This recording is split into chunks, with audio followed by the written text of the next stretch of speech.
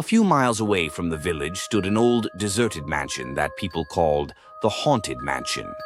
No one had lived there for decades. It was said that whoever entered the mansion never returned. According to the village elders, the mansion once belonged to a wealthy landlord, but one fateful night, his entire family mysteriously perished. Since then, the mansion remained abandoned. Ravi, Ajay, Sonu, and Manish were college students who didn't believe in ghosts. They were always looking for thrilling adventures. One day, while discussing the mansion, Ajay laughed and said, "Ghosts don't exist. It's all nonsense." Ravi, filled with excitement, replied, "If we really want to know the truth, we should go there ourselves." Sonu and Manish were hesitant at first, but their curiosity soon overpowered their fear.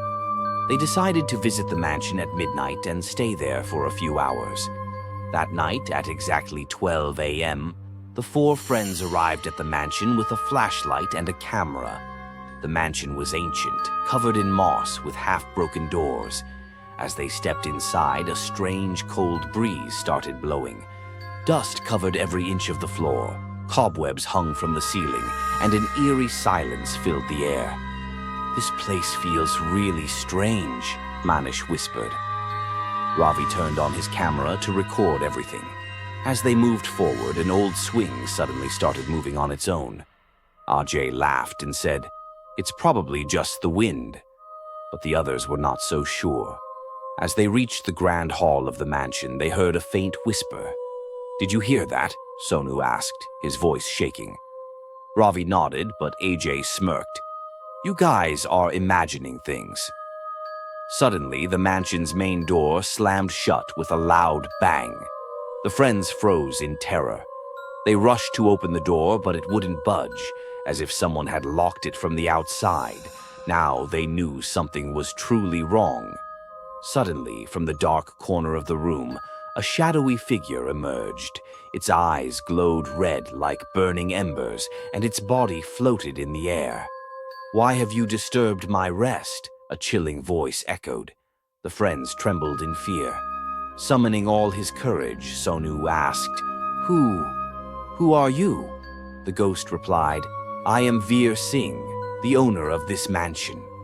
My servants betrayed and killed my family, and since then I have been trapped here."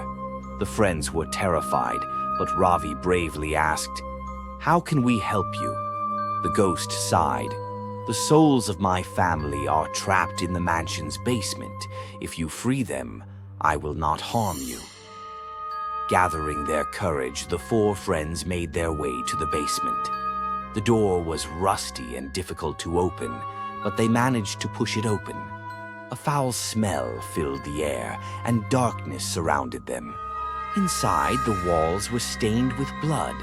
Suddenly, ghostly figures appeared in the air.